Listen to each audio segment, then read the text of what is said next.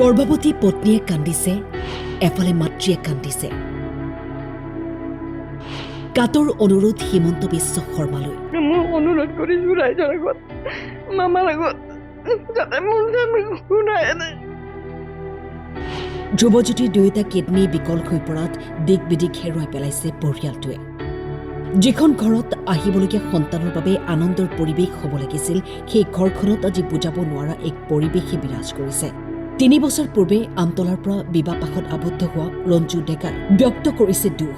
7 মাহৰ অন্তঃসত্ত্বা ৰঞ্জুৱে স্বামীৰ দুয়োটা কিডনী বিকল হৈ পৰাত সহায় বিচাৰিছে ৰাইজৰ।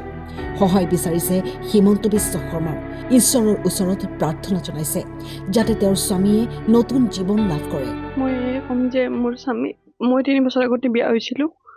বিয়া হৈ মই গমেই পোৱা নাছিলোঁ এনেকুৱা যে হৈ আছে।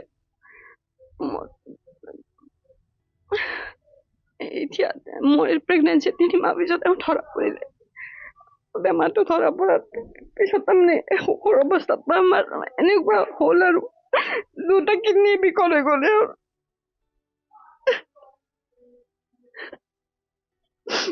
তাকে মই অনুৰোধ কৰিছো ৰাইজৰ আগত, মামাৰ আগত, যাতে মোৰ স্বামী শুনাই নাই।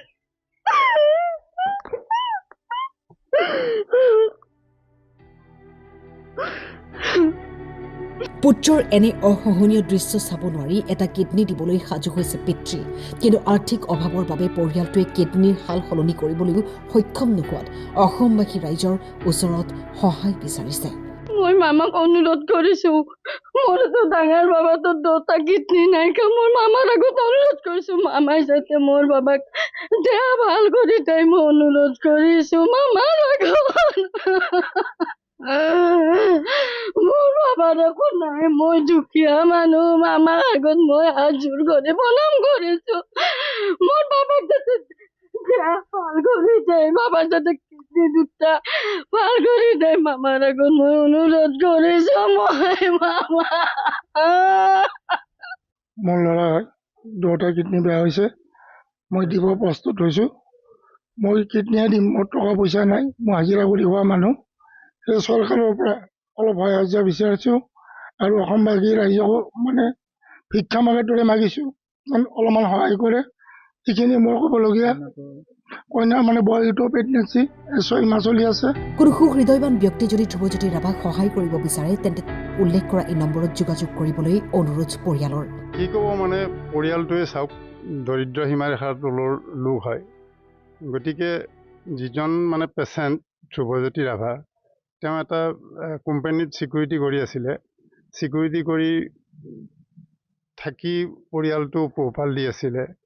তাৰপাছত সাংসাৰিক হ'ল। সাংসাৰিক হোৱাৰ পাছত এতিয়া ঘৈণীয়েক গৰ্ভৱতী অৱস্থা, বৰ্তমান 6 মাহ চলি আছে। তেনেকুৱা অৱস্থাত যিকেইটা সাঁচতীয়া ধন আছিলে আৰু মানে ওচৰ চুবুৰী বা আত্মীয় স্বজনে কিছু সাহাৰ্য দিয়াৰ পাছত ফেব্ৰুৱাৰী মাহত যেতিয়া বেমাৰটো ধৰা পৰিলে, তেতিয়া বাহিৰতো গ'ল, সাঁচতীয়া ধনকেইটাও শেষ হ'ল। এতিয়া 2টা কিডনীয়ে সম্পূৰ্ণ বিকল হৈছে। গতিকে চিকিৎসাৰ বাবে এই পৰিয়ালটোৰ কাৰণে অসম্ভৱ।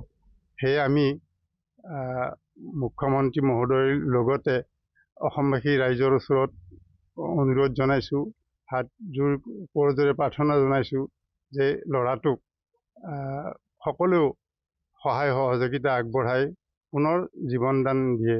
এইখিনি অনুৰোধ আমি দেখিছোঁ আপোনালোকৰ চেনেলৰ যোগেৰেই। বিভিন্ন এনেকুৱা ক্ৰিটিকেল বেমাৰীক হিমন্ত বিশ্ব শৰ্মা ডাঙৰীয়াই তেখেতে বহুত সহায় সাহাৰ্য আগবঢ়াইছে আৰু তেওঁলোকে পুনৰ জীৱন পাইছে। ঠিক তেনেকৈ আমাৰ সকলোৰে প্ৰিয় শ্ৰদ্ধাৰ মুখ্যমন্ত্ৰী ডাঙৰীয়াই এইকণ সহায় আগবঢ়ালে পৰিয়ালটো নিশ্চয় মহৎ উপকাৰ হ'ব বুলি আশা ৰাখিছোঁ। ছয়গাঁৱৰ পৰা ইন্দ্ৰজিৎ দাসৰ ৰিপৰ্ট, টাইম 8।